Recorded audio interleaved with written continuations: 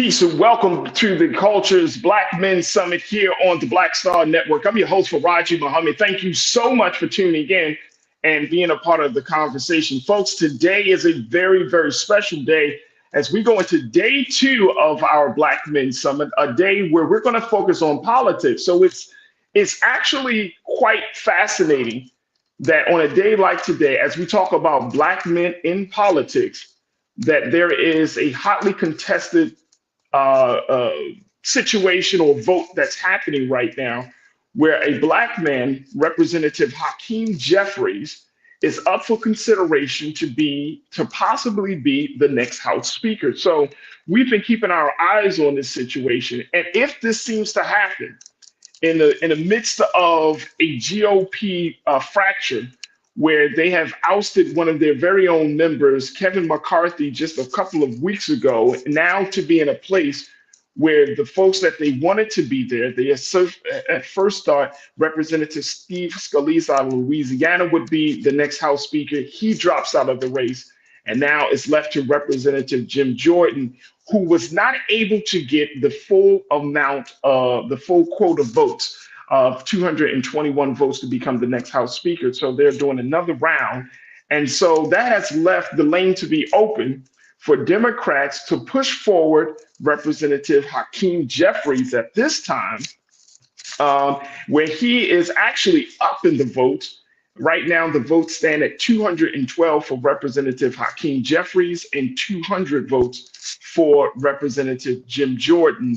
And people are trying to see if history will once again be made in the House of Representatives. Now, today we're going to have this discussion about this whole situation, but more importantly, we're going to have this discussion about how Black men can become more engaged in the political process. And so I'm very, very excited to talk to our first guest. He serves as a pastor.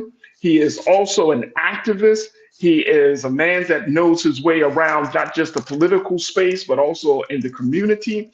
I've had the honor and the privilege of working with this man and just knowing this man for years. He has literally watched me grow up in the city of Baltimore as I've done the work of community organizing and activism. But we wanted to bring him here to talk to us about Black men being engaged in the political process. We want to welcome to the airwaves of the culture here on the Black Star Network, Dr. Reverend Todd Yeary. Has been working in the area of equity and civil rights. He does so for the city of Baltimore. Brother Todd, how are you, dear brother? Good afternoon. Faraji Muhammad, if I had known I was going to have a family reunion today, I'd have signed up for this a long time ago. I can't tell you. This has made my week, and the week just getting started. My man. Well, I appreciate you, brother, for being on the culture. Welcome. Dude, I'm special. You wait till I tell all of my friends. I'm happy to see you again, big brother. I'm happy to see you. Let me just say, so for those who don't know, that Reverend Todd Yeary is a man that works behind the scenes. He doesn't do a lot of that grandstanding in terms of wanting to be in front of the camera. But if you want to know where power is, if you want to know how the system works, if you want to know how to get people moving, Reverend Todd Yeary is the guy to go to learn. He knows all of the ins and outs, especially of local politics, state politics, and of course, keeping his eyes on what's happening nationally. So, Brother Todd, I am truly, truly honored. And it's such a pleasure to once again see you, brother. And yeah, we're right here on this space, and I couldn't think of somebody better to be a part of this conversation. Let's start off the conversation with this piece, Brother Todd. And I know we're going to have more brothers checking in with us, but I wanted to start off this. First, I want to get your take on what's happening within the House of Representatives with Hakeem Jeffries, Representative Jim Jordan, what we're seeing here on a national level. What do you see in terms of Black folks getting political power in this moment right now? So there's a lot to that question. Let's start with what's going on. The circus has come to town. The clowns have showed up for work. They all rolled in a little car, red noses, big shoes, and here we go. And so what you have is the dysfunction within the Republican Party that's been kind of in this interesting space of negotiating around interests without really coalescing around an agenda. And it is playing itself out just as you see all of the other noise outside the room with the former president, his legal issues, and also trying to figure out how the Republican nomination is going to play out, even at the same time when you have a current incumbent of the White House of the Democratic Party with all of the first not really being able to get traction after all of the otherwise forward social program policies that he was able to get through in his first 2 years. So you have this interesting dynamic. The challenge is now that we're at the end of the pandemic, now that things have kind of reset, now that gas prices are as scary now as they have ever been, prices for everything is high. You can't even pay attention without paying a premium. Those are the issues that are making a lot of folks, not just Black folk, feel very vulnerable and very uncertain. The issue for Black men is the issues affecting Black men don't seem to be part of the public discourse or the public conversation. And so when we look at how we're navigating, you've got the wars in the Middle East likely to expand after the incident today with the bombing of the hospital. You've got other major world players deciding they're not going to sit out. China and Russia are now starting to have their conversation. The war between Russia and Ukraine is still demanding a lot of attention, and the pressure on NATO to try to further expand against this building coalition between North Korea, China, Russia, and other countries means then now there's a whole lot of noise at the top and a whole lot of pain at the bottom. And so when we start looking at what needs to go on and what needs to go down, as I've often said, and you know we've talked about this at the grassroots level in Baltimore City, is that politics always starts locally. We can't just get enamored with the big shiny thing at the top, but we have to also understand that budgets are passed at all levels of government. Public money is spent local, state, and federal. And if we're not having a complete conversation, if we're just waiting on some crumbs to fall from the master's table in the White House, we're going to find ourselves actually in a much more precarious situation than we are right now. Wow, waiting for some crumbs to fall from the master's table. Because I feel like that's exactly the space that we're in, Brother Todd, that we are in a place right now where we're hoping and wishing instead of moving and making things happen. That's exactly where I feel. Look, I got to take a quick pause. When we come forward, let's go further along in this, because Brother Todd, you know, you have been in these spaces for these conversations locally and nationally. And I know you've done some work with the Obama administration around his initiative for Black men and boys.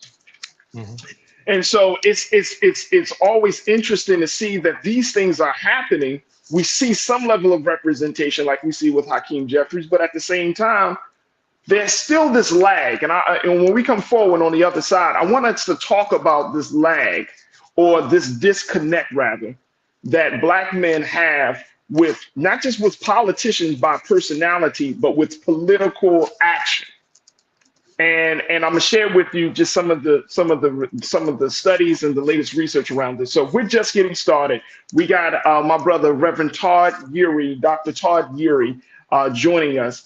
And we want to hear from you folks. Join us in the conversation. We're streaming live right now on Roland Martin's YouTube page. You can join us in the chat and be a Culture Crew member for the day, as we have day 2. We're just getting started with day 2 of the Black Men Summit, redefining and celebrating Black manhood. We're talking Black men in politics today. Stay with us. The conversation continues on the other side here on The Culture on the Black Star Network.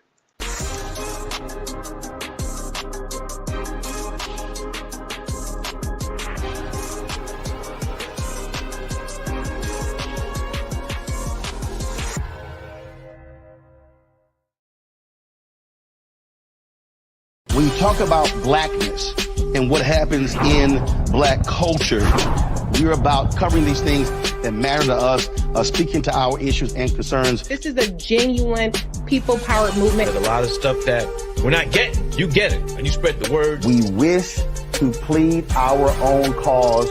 Too long have others spoken for us. We cannot tell our own story if we can't pay for it. This is about covering us. Invest in black-owned media. Your dollars matter.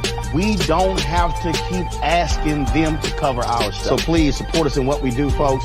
We want to hit 2,000 people, $50 this month, raise $100,000. We're behind 100,000, so we want to hit that. Y'all money makes this possible.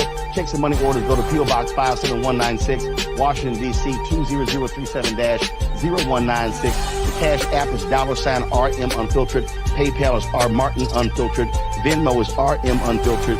Zelle is Roland at RolandSMartin.com.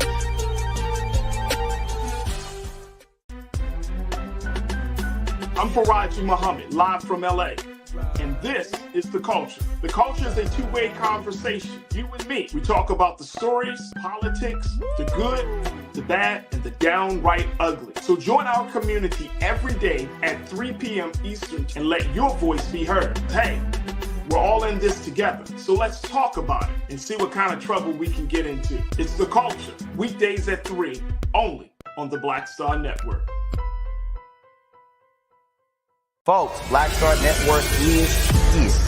Oh, no punching! I'm real revolutionary right now. Support this man, Black Media. He makes sure that our stories are told. Thank you for being the voice of Black America, Roland. I love y'all. All momentum we have now, we have to keep this going. The video looks phenomenal. See, this difference between Black Star Network and black-owned media and something like CNN. You can't be black-owned media and be scared. It's time to be smart. Bring your eyeballs home. You dig?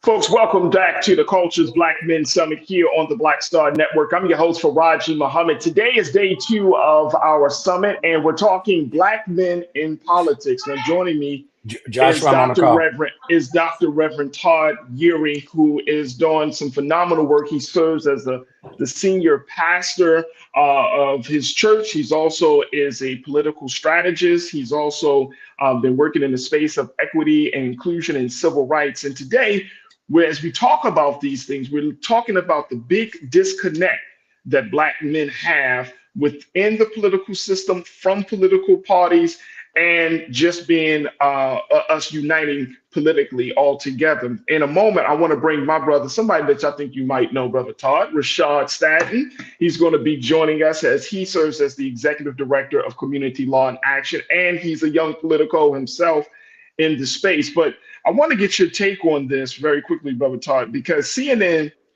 did a piece last year where they talked to a Black man down in Georgia.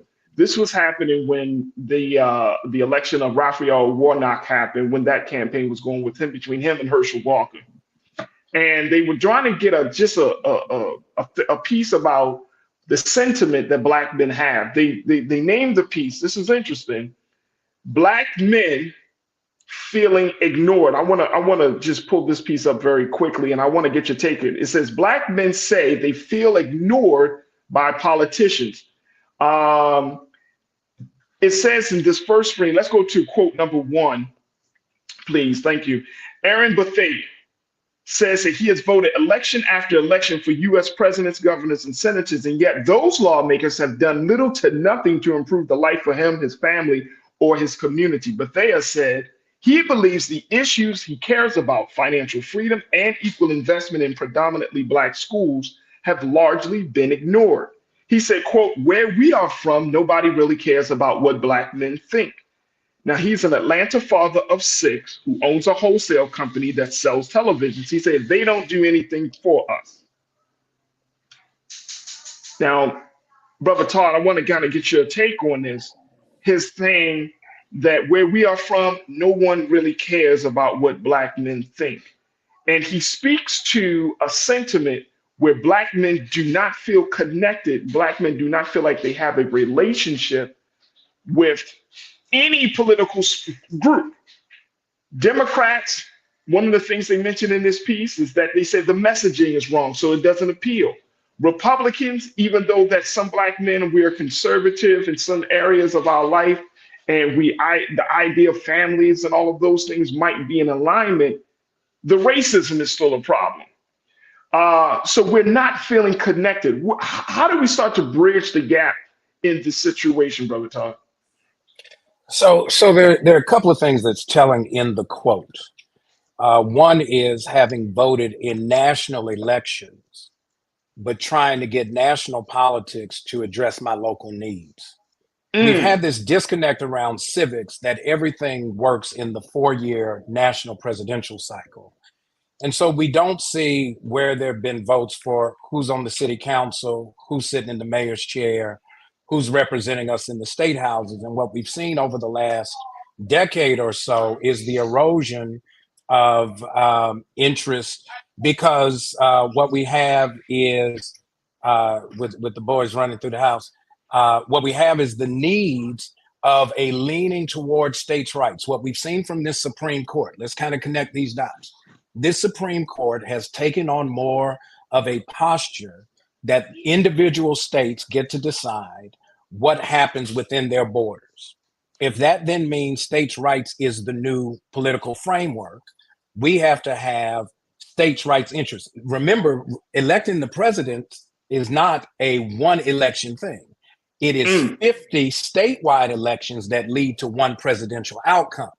And so if we don't get more attuned to what's happening, not just in DC, but what's happening in Maryland, in Virginia, in North and South Carolina, in Georgia, if we don't have the ability to translate and speak to the needs within that context and connect the dots to how those needs lead us to a nationally organized collective action to determine who's going to sit in the House, who's going to sit in the Senate, who's going to sit in the White House, then those are going to be the issues that leave us behind. And what we've seen, let me take you back to the date when, in I think Bill Clinton's first midterm, Newt Gingrich was the Speaker of the House, and they came out with something called the Contract with America. I think it was a Contract on America.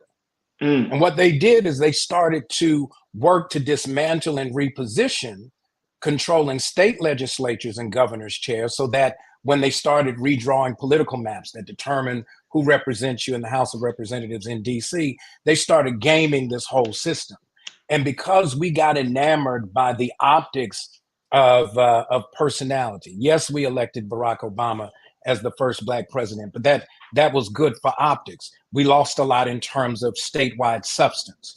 We've got to get back to recognizing that we have a totally comprehensive state by state collaborative process, because we're going to have to do some coalition building, but we cannot this ain't the Jedi mind trick. We can't just look at the shiny thing in front of us trying to figure out who's going to sit in the Oval Office, invite some preachers to come sit by and have a prayer meeting, lay hands on you and do all that other kind of stuff, when after you finish praying P-R-A-Y-I-N-G, you start praying P-R-E-Y-I-N-G on the interest of those who have the most at stake. That's the conversation that we got to get back to. And we got to do real grassroots organizing so that when we build critical mass, it leads to critical outcomes in our favor.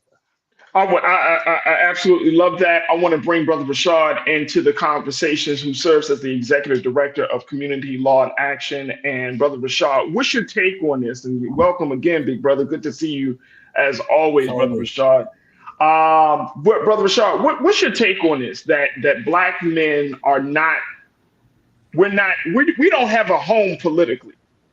You know what I'm saying? Yeah. We do not have a home politically. I want to throw this out there, and then I want to get your take on this. Let's go to quote number 2 on this, please, Lise.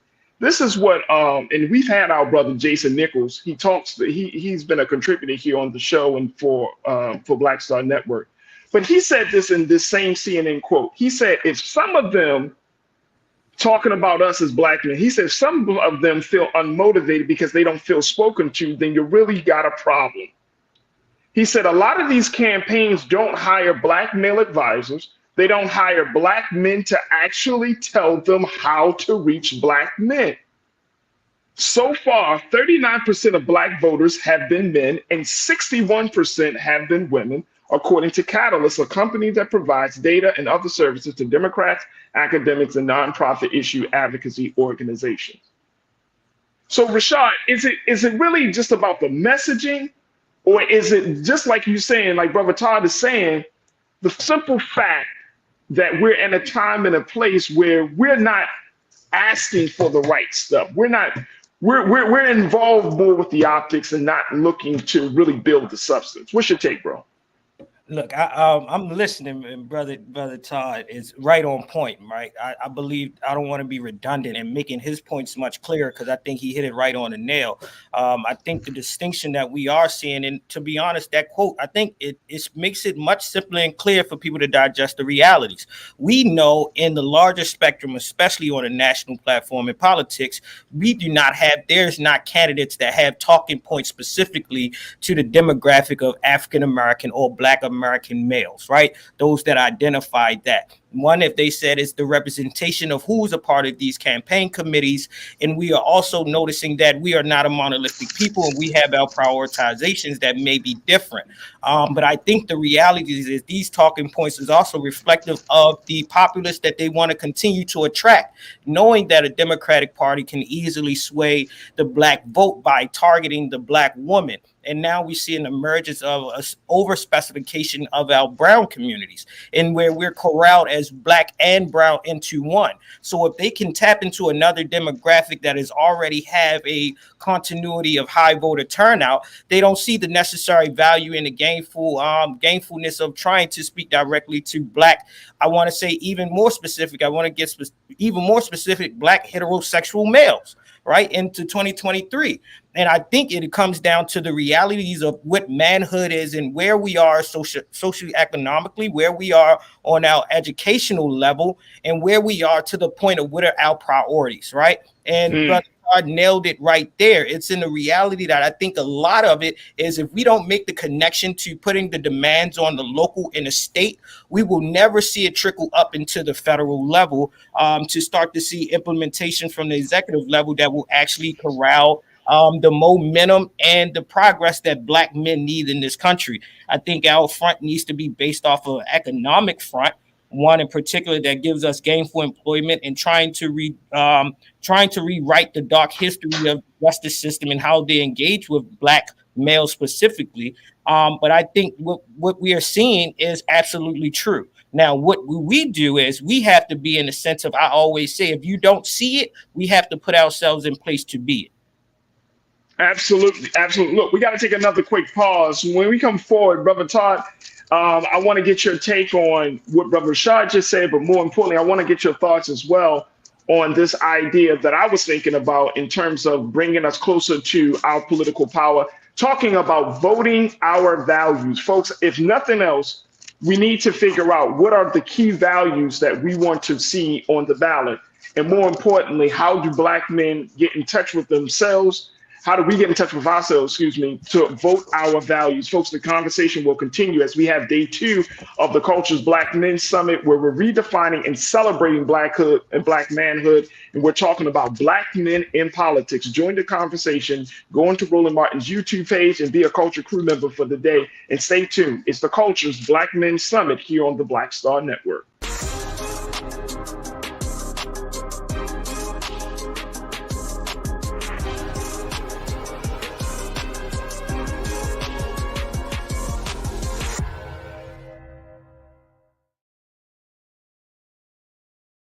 Pull up a chair, take your seat.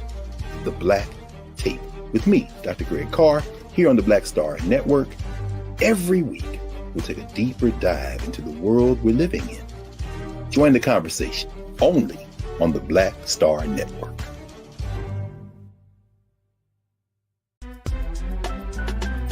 I'm Faraji Muhammad, live from LA. And this is The Culture. The Culture is a two-way conversation. You and me. We talk about the stories, politics, the good, the bad, and the downright ugly. So join our community every day at 3 p.m. Eastern and let your voice be heard. Hey, we're all in this together. So let's talk about it and see what kind of trouble we can get into. It's The Culture. Weekdays at 3, only on the Black Star Network.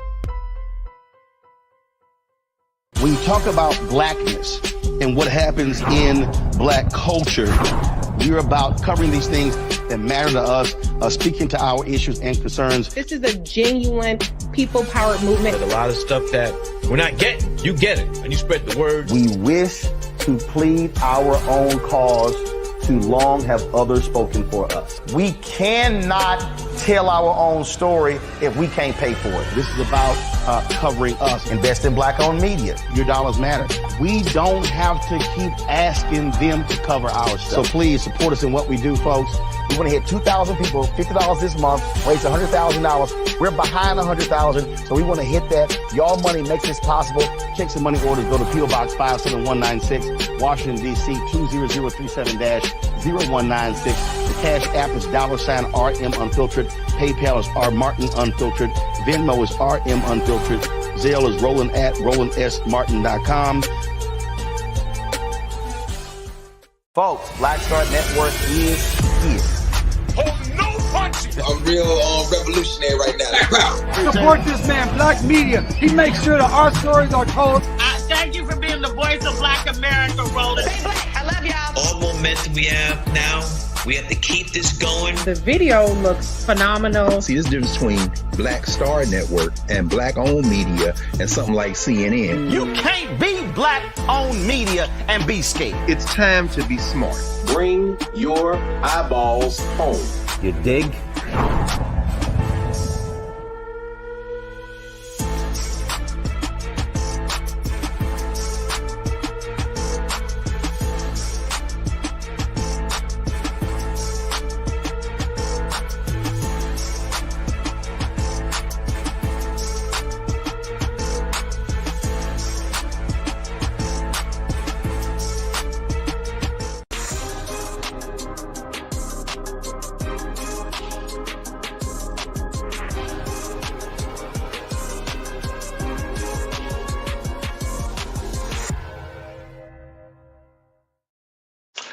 All right, folks, welcome back to The Culture's Black Men Summit, redefining and celebrating Black manhood. We are into day 2 of our summit, where we're talking about Black men in politics. And joining me has been 2 dynamic brothers who I love and appreciate a lot. We have Dr. Reverend Todd Eury that is joining us live from Baltimore. He's checking in to share his thoughts, as he's been a man in and around political spaces for many, many years, as well as doing social justice and community activism and grassroots work. And also joining me is my brother Rashad, who serves as the executive director for the nonprofit organization Community Law in Action, as we talk about Black men in politics. And folks, we want you to join us in the conversation right now as we're streaming live on Roland Martin's YouTube page. You can be there to join us as part of today's online culture crew. And folks are checking in from around the country. Have a great number of folks that's watching today's show to share their thoughts on this. But let me go back to you, Brother Todd, on this. As I was listening to Brother Rashad talking about this importance of engaging Black men, especially young brothers, which is why I invited him. And I'm glad you were able to join us today, because I think there has to be, the disconnect first starts with the generations, right? And I think that the fact that you have older Black men connecting to younger Black men who want to do something to change the quality of life of their people and themselves and their families, that has to happen. That gap has to happen. But Brother Todd, I know you've heard this terminology. I believe Dr. King mentioned this, and I mean, other folks have talked about this, but there needs to be, in my opinion, a revolution of values in this country when it comes to Black men. A revolution of values that this time around, when we are preparing for this upcoming presidential election in 2024, we have to vote our values and not just talk about what we want politically. And I think those are 2 different things, Brother Todd. two different things. What you value and what you advocate for are politically maybe two different things. And I'm not saying that they should be. I think that one's personal politics comes out of one's values. So talk to us as to understanding why it is important for Black men to be connected to themselves to the point they know what they value. It's easy to say what you don't like, but now we're talking about what are the things that you believe in, that you're willing to stand up for. So, Faraji, there are a couple of things that come to mind there. Some come from the lessons at my mama's table. Mama always fixed dinner, and sometimes she fixed my favorite meal, but she was only going to cook one time. And so you had to make sure, growing up, I was the middle of three boys. You had to make sure that every meal at least had something on the plate that you wanted. You didn't always get the main course, but you got something on the menu. Our problem is we come to the restaurant not having an idea of what's going to satisfy our appetite.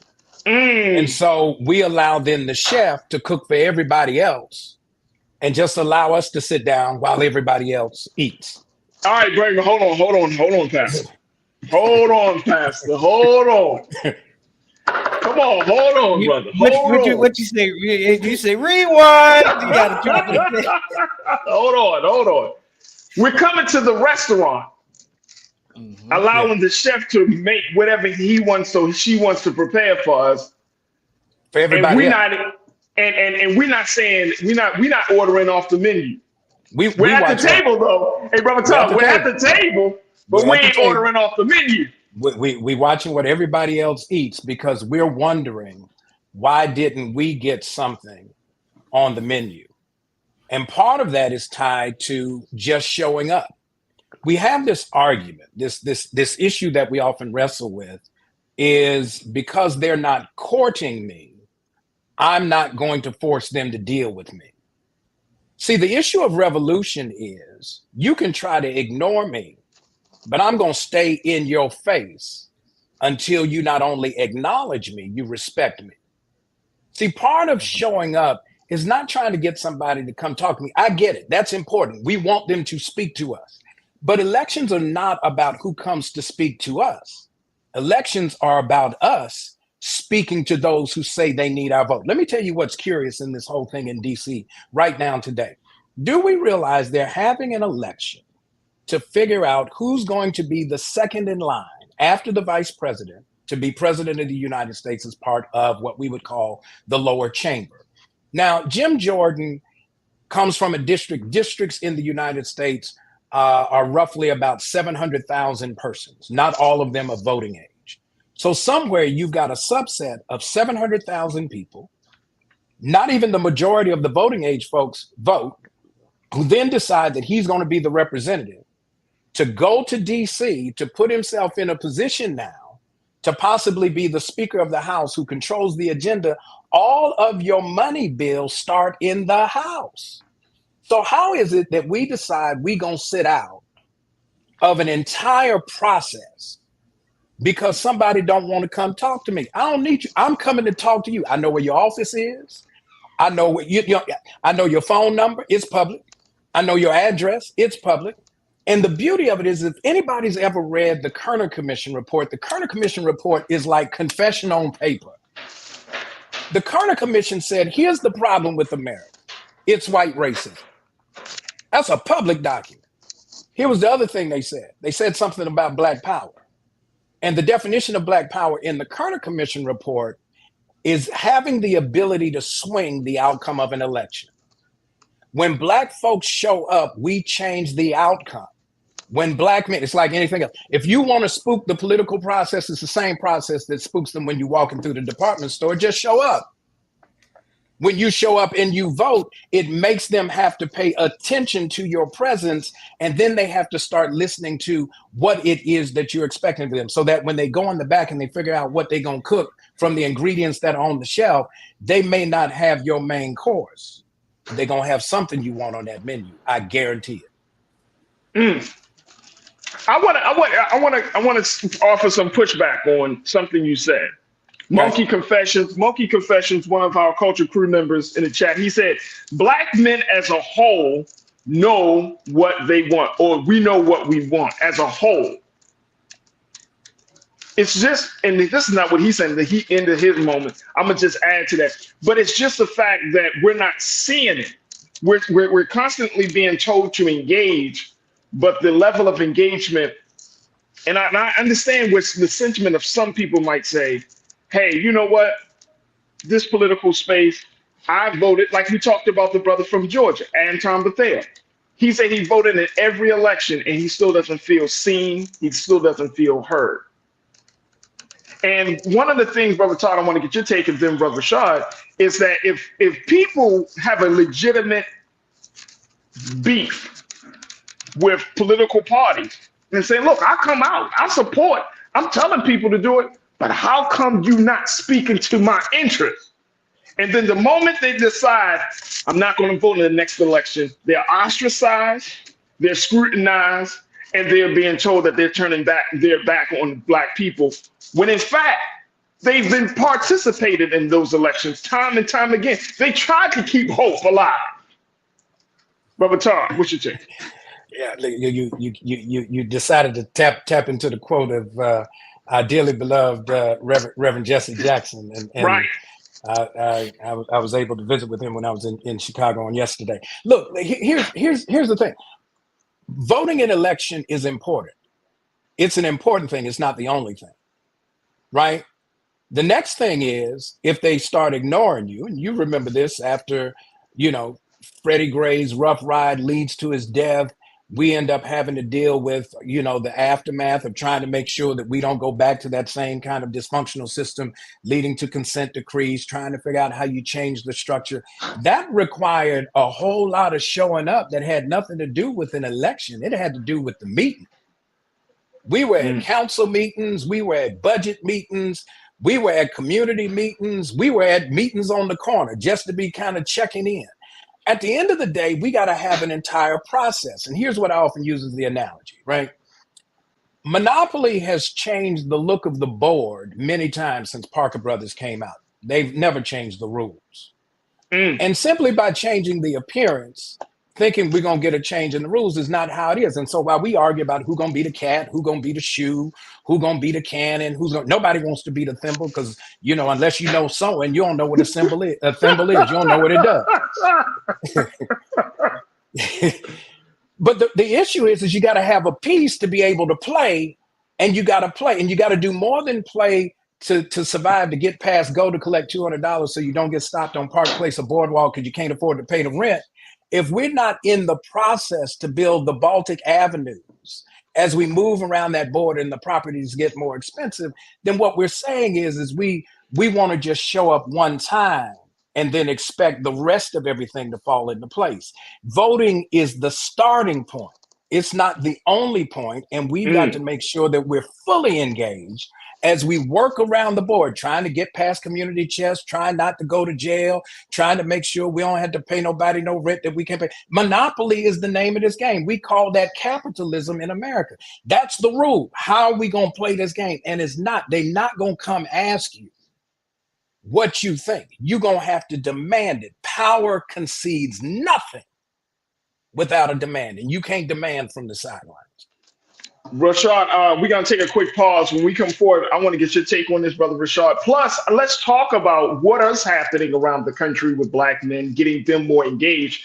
I'm going to share with you the story of one group that is working out of the city of Boston in Massachusetts. Folks, Massachusetts is trying to move forward. They're moving fast and trying to get people involved in racial justice there. I'm going to share with you what one group is doing and possibly how that work can be duplicated around the country. Plus, I have to throw this historic fact out there for you, because as much as we're talking about disengagement, as much as we're talking about being represented and seen, we cannot forget there are moments in our history, Black history, where we can use them as guideposts for this new and uncharted territory that we find ourselves in. So, folks, stay with us. The conversation continues right on the other side as we continue to have more discussion about Black men for the Culture's Black Men Summit here on the Black Star Network.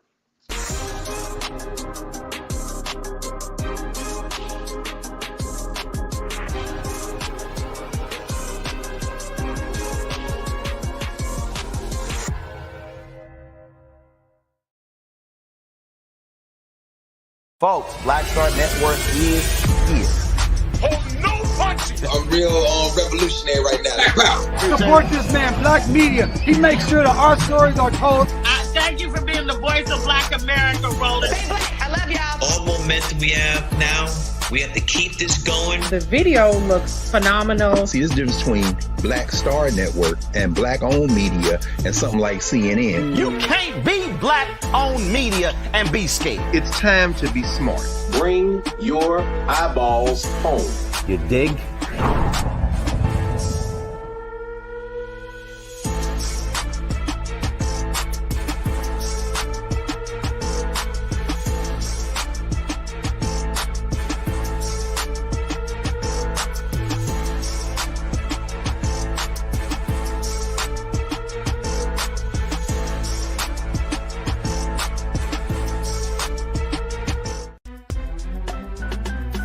I'm Faraji Muhammad, live from LA. And this is The Culture. The Culture is a two-way conversation. You and me. We talk about the stories, politics, the good, the bad, and the downright ugly. So join our community every day at 3 p.m. Eastern and let your voice be heard. Hey, we're all in this together. So let's talk about it and see what kind of trouble we can get into. It's The Culture, weekdays at 3, only on the Black Star Network. When you talk about blackness and what happens in black culture, we're about covering these things that matter to us, speaking to our issues and concerns. This is a genuine people-powered movement. There's a lot of stuff that we're not getting. You get it, and you spread the word. We wish to plead our own cause. Too long have others spoken for us. We cannot tell our own story if we can't pay for it. This is about covering us. Invest in Black-owned media. Your dollars matter. We don't have to keep asking them to cover our stuff. So please support us in what we do, folks. We want to hit 2,000 people, $50 this month, raise $100,000. We're behind 100,000, so we want to hit that. Y'all money makes this possible. Check some money orders. Go to P.O. Box 57196, Washington, D.C. 20037-0196. The Cash App is $RM Unfiltered. PayPal is R Martin Unfiltered. Venmo is RM Unfiltered. Zelle is Roland at RolandSMartin.com.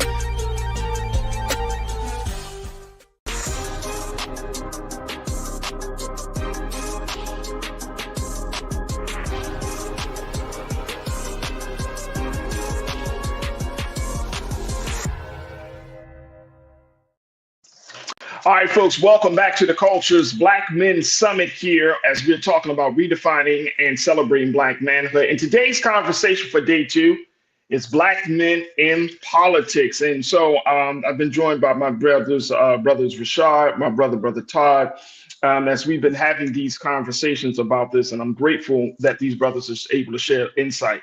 Brother Rashad, let's talk a little bit about what Brother Todd just kind of laid out. We have a few moments left in the show today, but talking about getting to that point where we understand and we not only know what our values are, but we understand our power, right? And I think that's the frustration that a lot of Black men, and you and I have had many conversations about, keep believing in a system that don't seem to recognize us, that don't seem to see us as the people that we are. And there's a group of Black men out of Boston that is looking to change the whole energy and culture of this whole situation. There's this group called the Black Men's Political Task Force, folks. And Lisa, if we can put the headline for this group, they were in the Bay State Banner. They were featured in the Bay State Banner. This is the Black Men's Political Task Force out of Boston, Massachusetts. Take a look, folks. This is a task force, according to their founder, who is a pastor, Brother Todd, The founder is Reverend Miniard Culpepper, and I'm gonna try to get Reverend Culpepper to come on to the show. But Reverend Culpepper said, we formed the Black Men's Political Task Force to provide political training, voting rights training.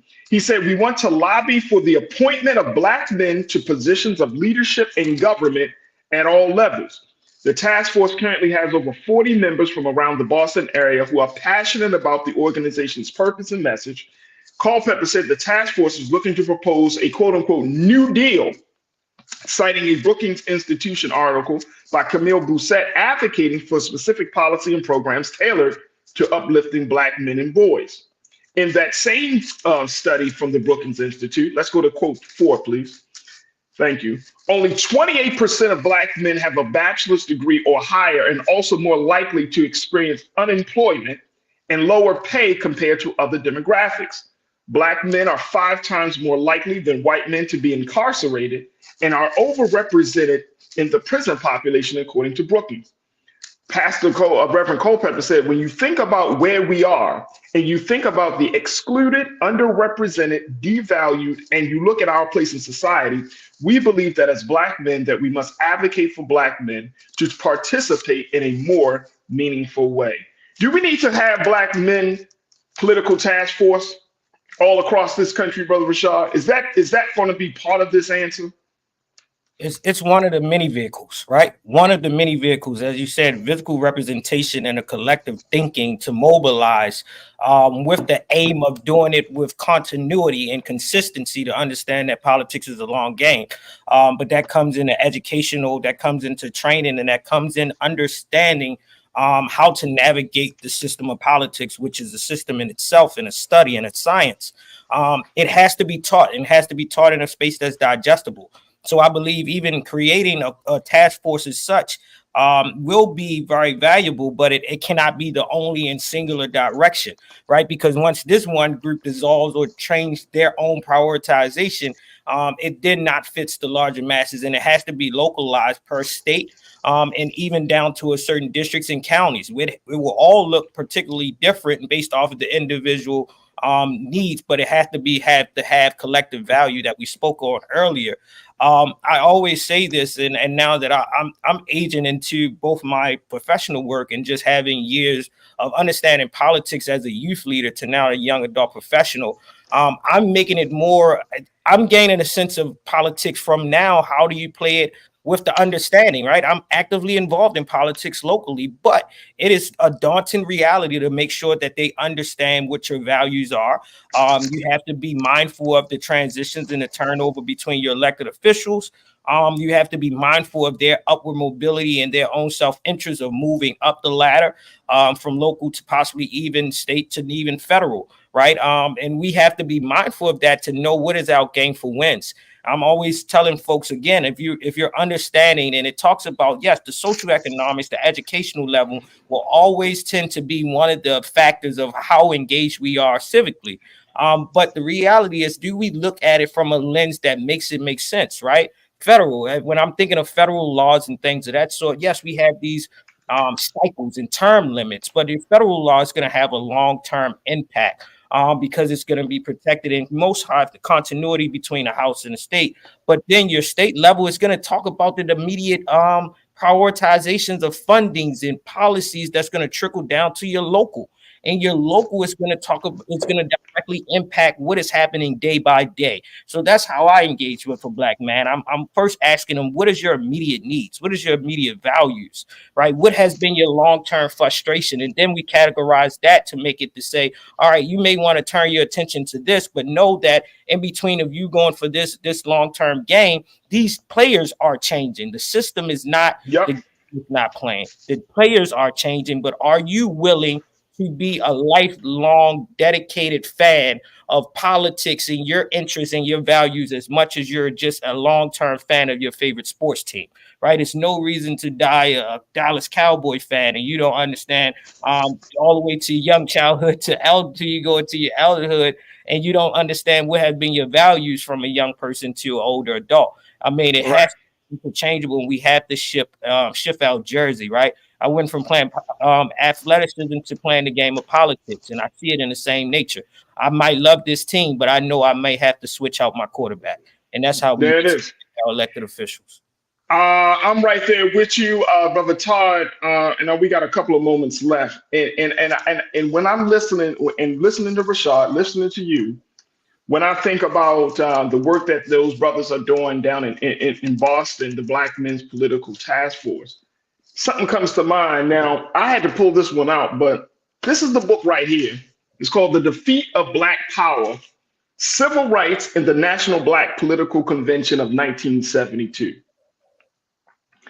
If you have not had a chance to do your history, look up the National Black Political Convention of 1972. And I think, Brother Todd, that when we talk about political power, that's why I said, see, some of us, we kind of come to the silly space of this ain't never, no. Black people history in this country, when you're talking about coming from a space of chattel slavery all the way up until this present moment, we have actually, I think, Brother Todd, we have touched potential ideas for our liberation through this sojourn, through our time here on the shores of America.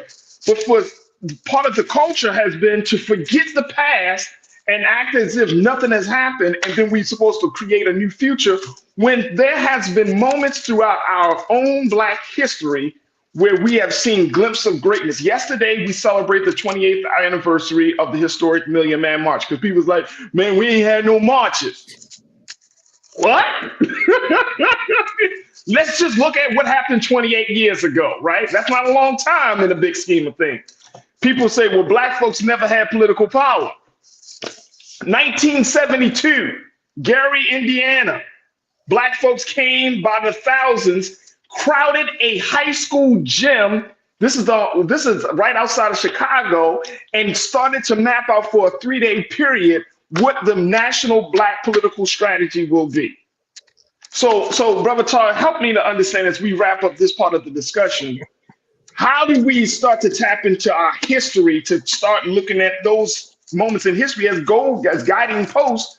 Because we are in a different space, granted. We have more challenges, granted. There's more technology and all of this thing, but we're still at the same place. Very quickly, I heard Reverend Jesse Jackson say this. 1995, his strategy when he was helping to organize the Million Man March, he said there were 8 million people, Black people, that were unregistered to vote. Our strategy is to get 4 million of those people registered to vote by the 1996 election. That was 28 years ago.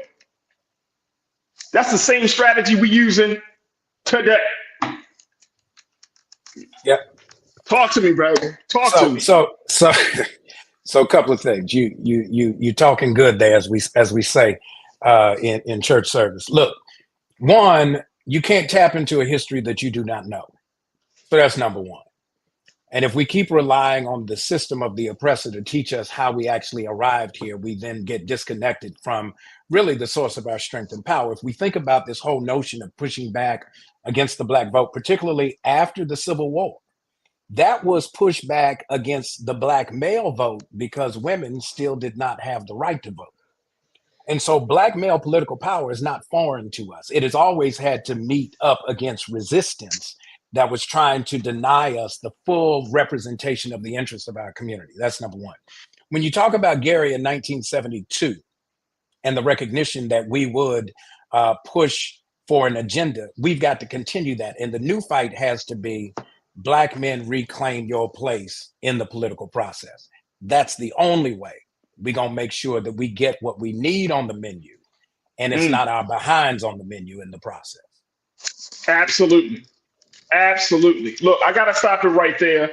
Brother Pastor Dr. Todd Geary, let me just tell you, brother, how grateful I am for you and for your work, and more importantly, your insight, because to give us an anchor on which to think about these things. My brother Rashad, always proud of you, and I'm so happy that you're able to join us to talk about these things.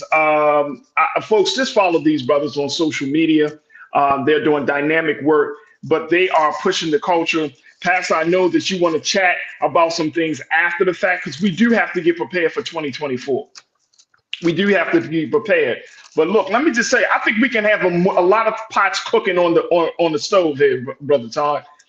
We can talk about voter empowerment, but I want to talk about how do we cultivate the next generation of Black political leaders in this system of things, right? We could talk about making sure that we have proper representation, but I want to really seriously talk about how do we take away the stigma of the big ideas from everything from Black folks in democracy, Black folks in socialism. We could talk about coalition building, but I really want us to come up with a pathway to connect with other marginalized communities that have been oppressed because of white supremacy. Come on, can we think a little bit deeper? I know we can because you've been doing it. Brother Rashad, you've been doing it, so I know we can do it. I know we can do it. Look, let's give our, again, Brother Rashad, Brother Todd, thank you so much. I'm so grateful for the both of you. Thank you for being so good for the culture. Hey, thank you, man. Always for the culture. And I'm paying you a visit, Reverend Doctor. I'm paying you a visit. I'm coming up for you, brother. We're gonna have a meetup. The numbers in the chat. We got to talk. And remember, Faraji, Mama had 4 eyes on the stove. Rice was on the back eye. You had vegetables over in the corner. You had the meat on the front, whatever that meat was. And then for those of us from the South, Mama always had to have a little fat back to give it a little flavor. So at the end of the day, we got to have more than one pot cooking. Otherwise, somebody gonna come up short on the meal. We got to make sure all of our folks eat, not just some. There it is, right there. There it is. So we're not only at the table, we cooking a meal as well. There it is. There it is. All right, brothers. I truly appreciate you. Thank you so much for joining us here on The Culture, folks. That's going to do it for us.